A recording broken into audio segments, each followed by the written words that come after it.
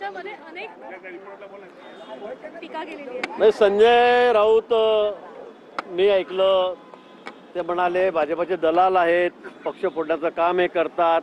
मला संजय राऊतांबद्दल काय खरं म्हणजे संजय राऊत आपण ज्या पद्धतीने वागतात, ज्या पद्धतीने बडबड केलेली आहे आणि ज्या पद्धतीने आपण उद्धवजींना त्यांच्या त्या ठिकाणी शरद पवार साहेबांच्या मांडीवरून बसवलं, काँग्रेसच्या मांडीवरून बसवलं आणि त्यामध्ये जी दलाली केली तेवढी दलाली तर मला वाटतं आजपर्यंत कोणी केलेली नसेल।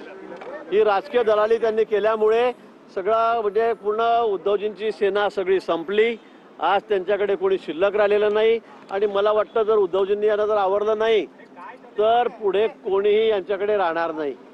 सगळी अगदी जमीनदोस्त शिवसेना होणार आहे आणि म्हणून मला असं वाटतं की संजय राऊत मी तर पक्षाचा पाईक आहे, मी 35 वर्षाले 60 टर्म झाले निवडून येतोय, मी कोण आहे काय सर्वांना माहीत आहे। पक्षासाठी तर मी काही करेल, पक्षासाठी मी काय करेल, पण त्या पक्षाच्या वाढीसाठी मी करेल।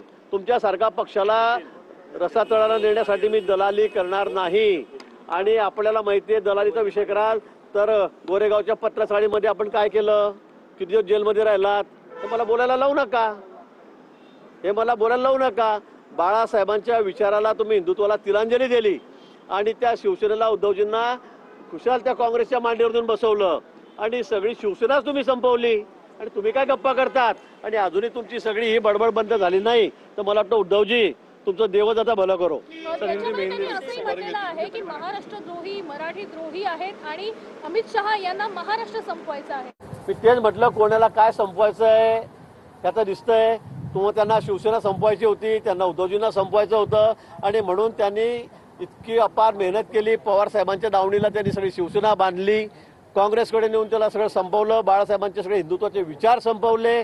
आता मला वाटतं अजूनही त्यांची बडबड इतकी सुरू असते की त्याला काही सीमाच राहिलेली नाही आणि ही बडबड जर अशी सुरू राहिली तर मला वाटतं शिवसेना मला असं वाटतं की काही शिल्लकच राहणार नाही येणाऱ्या काही दिवसामध्ये। आणि आता तुम्ही बघा पुढे काय काय होत आहे ते। जेव्हा ज्या दिवशी सरकार बदलेल त्या दिवशी तुम्ही पक्ष बदलणार असं थेट आरोप केलाय। पण मी सर्वांना माहित आहे मी लहानपणापासून बालपणापासून स्वयंसेवक आहे, संघाचा मी स्वयंसेवक आहे। 35 वर्ष झाले सतत मी भाजपमध्ये 7 वेळा निवडून आलेलो आहे, सर्वात सिनियर मी या ठिकाणी आहे। माझ्या मनामध्ये हा विचार कधी आलाच नाही। तुमच्यासारख्यांच्या मनात असे बुरसटलेले विचार येतात, इकडे जाऊ का तिकडे जाऊ, पक्ष याच्या दावणीला बांधू का त्याच्या दावणीला बांधू। आमच्यासारखे कार्यकर्ते एका विचाराने प्रेरित झालेले आहेत, आम्हाला कुठे जायची गरज नाही। सत्ता असो का नसो 20 वर्ष मी विरोधात होतो त्यावेळेला मलाही खूप आमिषा दाखवण्यात आली, पण मी यत्किंचितही माझ्या विचारापासून दूर झालो नाही आणि आता तर काही प्रश्नच येत नाही। सुधाकर बडगुजर हे नाराज आहेत, ते म्हणलेले की मी पक्षामध्ये नाराज आहेत। तेच सुधाकर बडगुजर गेल्या अनेक दिवसांपासून संजय राऊत किंवा शिवसेना उद्धव ठाकरे या पक्षासाठी काम करताना पाहायला मिळत होते। त्यांनी मुख्यमंत्र्यांची भेट देखील घेतली, काय सांगणार? नाही, मला असं वाटतं की नुसते सुधाकर बडगुजरच नाही, अनेक नेते म्हणजे नाशिक जिल्ह्याचंच म्हणत नाही, मी महाराष्ट्राचंही म्हणतो आणि नाशिक जिल्ह्यात तर आता या शिवसेनेमध्ये राहायला कोणीही तयार नाही, कोणीच तयार नाही। हे असे लोक असताना कुणाची दुसऱ्याची दुश्मनाची गरज नाही। पक्षामध्ये संजय राऊत सारखे लोक असताना त्यांची एवढी बडबड असताना दुसऱ्या कोणाची दुश्मनाची त्यांना गरज नाही। उद्धव ठाकरेंना त्यांचे लोक त्यांचा पक्ष फोडण्यासाठी अगदी पुरे आहेत आणि तेच काम संजय राऊत या ठिकाणी करतायत।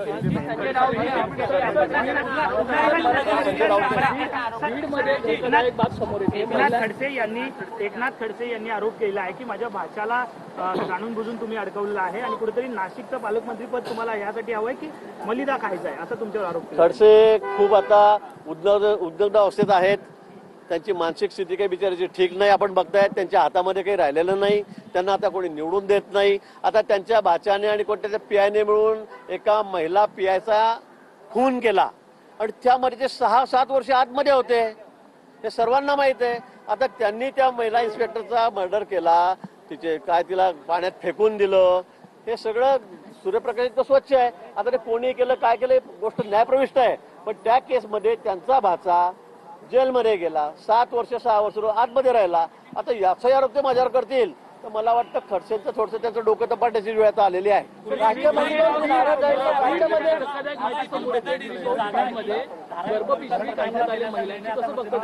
नाही, जावाई पण म्हणतात ते की जावाई सुद्धा त्या ठिकाणी आतमध्ये होता, त्यातही माझा हात आहे. आता मला समजत नाही ईडीच्या त्या केसमध्ये, त्या भोसरीच्या केसमध्ये त्यांनी पैसे कुठून आणले, कुठे टाकले, जावाई का आत गेला, हे सगळं त्यांना माहीत आहे. अजूनही त्या फाईल सगळ्या जिवंत आहेत, त्या काही गेलेल्या नाही. फक्त वरती दिल्लीश्वरांच्या पाया धरायचे, तिथे लोटांगणं घालायचे आणि त्यांना काहीतरी माझी कारवाई थांबवा म्हणून तिथे रडायचं आणि इथे मोठ्या गप्पा करायच्या. आता बघू त्या फायलिंगचं काय होणार आहे. तर मी एकदा दिल्लीला जाऊन येतो. आलमट्टी धरणाच्या संदर्भामध्ये जयंत पाटील किंवा पश्चिम महाराष्ट्रातले जे विरोधक आहेत त्यांचं असं म्हणणं आहे की राज्य सरकार दुर्लक्षित करत आहे आणि याच्या संदर्भात जी मडगिरी कमिटी जी होती त्यांचं असं म्हणणं आहे की उंची वाढवलेली पूर येत नाहीये. काय खरी वस्तुस्थिती? हे मला वाटतं ही परिस्थिती आहे. म्हणजे ही गोष्ट सूर्यप्रकाश इतकी स्वच्छ आहे की आलमट्टीमुळे आज सांगली असेल, कोल्हापूर असेल या भागामध्ये महापूर येतो, शहरं पाण्याखाली जातात. ही वस्तुस्थिती आहे. त्याची उंची अजून जर वाढवली तर मला वाटतं दोन्ही शहरांना अजून मोठा धोका, त्या भागातील अनेक गावांना मोठा धोका उत्पन्न होणार आहे आणि म्हणून त्याची उंची वाढू नये यासाठी राज्य सरकार प्रयत्न करत आहे. माननीय मुख्यमंत्री या ठिकाणी प्रयत्न करत आहेत. आम्ही केंद्र सरकारलाही विनंती केलेली आहे आणि मला वाटतं की त्यामुळे निश्चित आम्हाला मोठा धोका निर्माण होणार आहे. त्यामुळे आलमट्टी धरणाची उंची वाढणार नाही याची मला ही सुद्धा खात्री आहे. राज्य मंत्रिमंडळ बैठकीमध्ये निर्णय घेण्यात आलेला आहे की धारणच्या पुनर्विकासासाठी मंडळ विभागाची सभा घ्यायला लागली आहे. गर्भपिशवी काढण्यात आलेली आहे. महिला कामगार आहेत, त्यांची गर्भपिशवी काढण्याचे प्रकार उघडलेले आहेत. काय सांगा, कारण महिलांच्या आरोग्याचा विषय आहे. नाही, मला या संदर्भात तुम्ही सांगता, मला माहिती, मी माहिती घेऊन सांगतो. धारावी विभागाची जमीन घेण्यात आलेली आहे. राज्य मंत्रिमंडळामध्ये एक मिनिट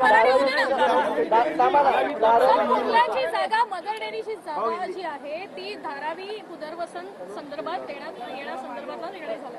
धारावी पुनर्वसनाच्या संदर्भामध्ये मला असं वाटतं की माननीय मुख्यमंत्री महोदयांना सर्व अतिशय म्हणजे सुरुवातीपासून ज्यावेळेला ते पूर्वी मुख्यमंत्री होते तेव्हापासूनची सर्व त्यांना माहिती आहे, तांत्रिक माहिती त्यांना सर्व आहे. त्या संदर्भामध्ये कुठेही नियमबाह्य काम केलं जाणार नाही, कुठलंही नियमबाह्य काम केलं जाणार नाही आणि त्या ठिकाणी नियमाने जे असेल तांत्रिकदृष्ट्या तपासून तेच काम त्या ठिकाणी चाललेलं आहे. काही जागा त्या ठिकाणी पुनर्वसनासाठी कमी पडत असेल तर दुसरी जागा शासनाने देऊ केली असेल, त्यामध्ये चुकीचं काय मला असं वाटत नाही. आणि म्हणून नियमबाह्य त्या ठिकाणी काही केलं जाणार नाही. विरोधकांना चांगलंही बघायचं नाहीये आणि त्यांना फक्त जे चांगला मी करतोय ते वाईटच कसं आहे ते दाखवायचं आहे. स्वतः तर त्यांनी काही केलं नाही, उद्धवजींनी काही केलं नाही धारावीसाठी आणि आता आम्ही करतो आहोत. तर बस हे कसं चुकीचं आहे. ही जमिनीच्या घशात घालतायत, ती त्याला फुकट देत आहेत. मला वाटतं असे बिनबुडाचे आरोप ते करतायत.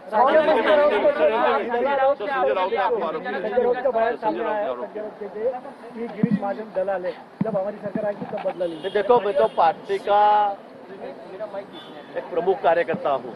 मैं 7 टर्म से 35 साल से मैं विधायक हूँ, मंत्री भी रह चुका हूँ 3 बार. संजय राउत क्या बोलेंगे उसका कोई भरोसा नहीं है.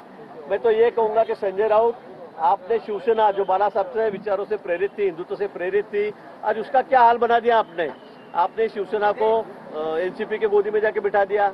आपने कांग्रेस के साथ दलाली करके उसको वहां पे बिठा दिया और आज पूरी शिवसेना पूरी तरह से खत्म हो चुकी है. और अगर संजय राउत इसी तरह से बकवास करते रहे रोज सुबह उठकर तो बच्ची कुची शिवसेना भी अभी रहेंगे नहीं. उद्धव जी को छोड़कर सभी लोग चले जाएंगे. इसलिए मुझे उद्धव जी से ये रिक्वेस्ट करना है कि भाई इनको आप संभालो. अगर आपको थोड़ी बहुत शिवसेना आपकी बच्ची कुची जो आपके पास रखना है तो आप इनको थोड़ा रोको, अन्यथा आपके पास कोई कार्यकर्ता या कोई नेता बचेगा नहीं. कांग्रेस के नेता आज जो लाउड स्पीकर हटाए जा रहे हैं मुंबई में, मुस्लिम संगठनों के साथ मीटिंग कर रहे हैं कांग्रेस के नेता. नहीं, देखो भाई, नियम से सुप्रीम कोर्ट का निर्णय है, उस पर अमल सरकार कर रही है. कांग्रेस को क्या